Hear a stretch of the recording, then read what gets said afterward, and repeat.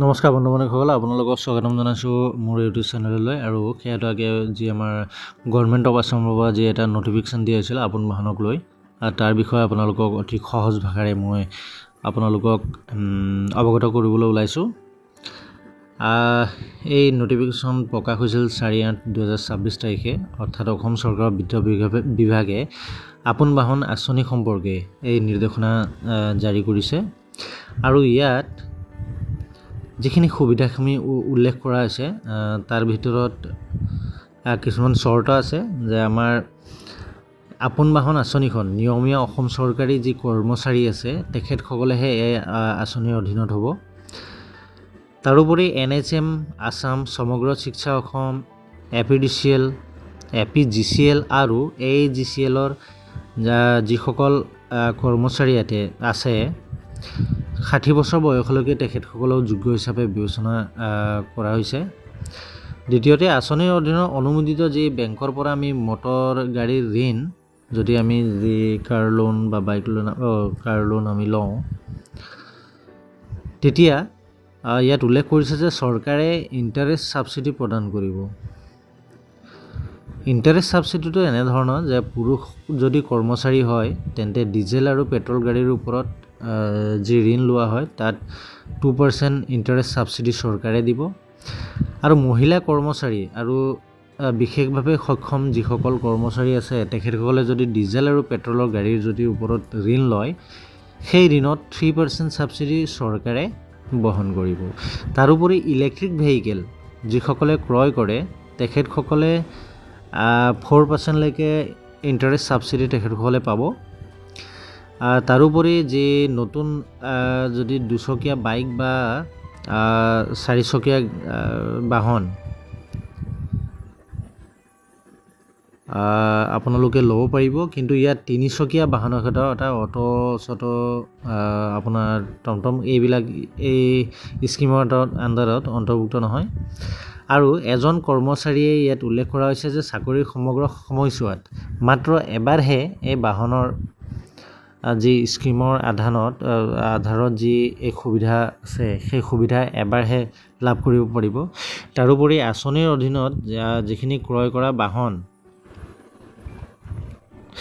3 বছৰৰ ভিতৰত আগতীয়াকৈ অনুমতি নোলোৱালৈকে বিক্ৰী বা হস্তান্তৰ কৰিব নোৱাৰিব। অৰ্থাৎ আমি চেল কৰিব নোৱাৰিম বা ট্ৰান্সফাৰ আমি কৰিব নোৱাৰিম আমাৰ পাৰ্মিশ্যন নোলোৱাকৈ। চৰকাৰৰ পৰা আমি পাৰ্মিশ্যন ল'ব লাগিব, তাৰপিছতহে আমি বিক্ৰী কৰিব পাৰোঁ। ছাবচিডি কেৱল ঋণ চলি থকা সময়ছোৱাত আৰু ঋণ যেতিয়া আমি পৰিশোধ কৰি থাকোঁ তেতিয়াহে চৰকাৰে আমাক সেই ছাবচিডিখিনি প্ৰভাইড কৰিব। আৰু আমাৰ যিসকল কৰ্মচাৰীয়ে এই সুবিধা লাভ কৰিব বিচাৰিছে তেখেতসকলে DDOৰ জৰিয়তে আবেদন কৰিব লাগিব। আৰু যিখিনি তাৰ লাগতিয়াল যিখিনি ডকুমেণ্টছ থাকে সেইখিনি ডকুমেণ্টছ দিব লাগিব।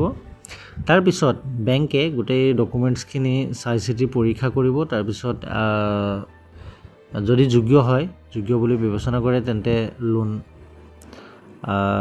চেংচন কৰিব।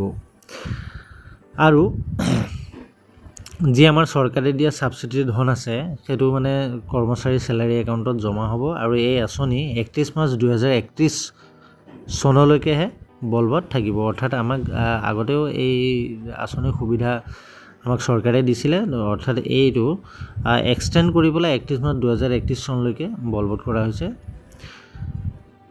আৰু ইয়াত স্পষ্টকৈ লিখা আছে যদিহে চৰকাৰে ইয়াৰ আগতে সংশোধন বা বাতিল নকৰে তেতিয়া 31 মাৰ্চ 2031 চনলৈকে এই সুবিধাখন আমাৰ চৰকাৰী কৰ্মচাৰীসকলে ল'ব পাৰিব। অৰ্থাৎ আমি যদি অকণমান সহজ ভাষাত যদি আমি ক'বলৈ যাওঁ, চৰকাৰী কৰ্মচাৰীয়ে বাহন ক্ৰয়ৰ বাবে বেংকৰ পৰা ঋণ যদি লয় তেন্তে বাহনৰ ধৰণ আৰু আমাৰ যিসকল কৰ্মচাৰী ধৰি লওক মেল ফিমেল কেটেগৰীৰ মাজত বিশেষভাৱে সক্ষম সেইটো হিচাপত আমাক চৰকাৰে 2%, 3% বা 4% পৰ্যন্ত আমাক ছাবচিডি ৰেহাই দিব। অৰ্থাৎ আমাক যদি আমি আমি কৰ্মচাৰী হওঁ তেন্তে আমাক 2% ডিজেল আৰু পেট্ৰল গাড়ীৰ ক্ষেত্ৰত, আৰু যদি ফিমেল হয় পেট্ৰল আৰু ডিজেল গাড়ীৰ ক্ষেত্ৰত 3% ৰেহাই দিব।